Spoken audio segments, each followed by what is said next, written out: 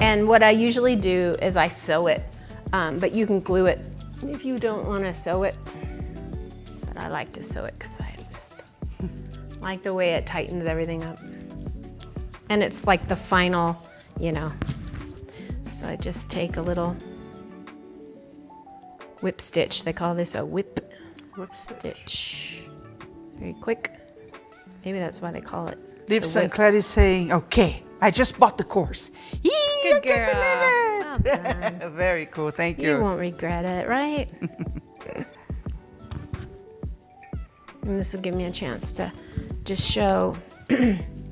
So when you're costuming, there's a couple of stitches that you really want to learn. And we talked about this in our costuming one, but we'll talk about it again.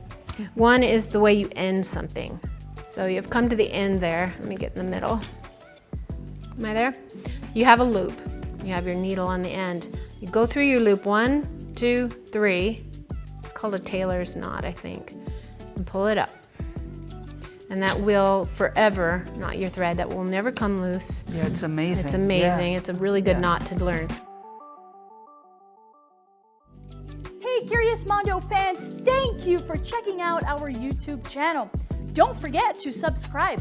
Also, check out the other videos in the channel for some fabulous tips, techniques, and interviews with artists.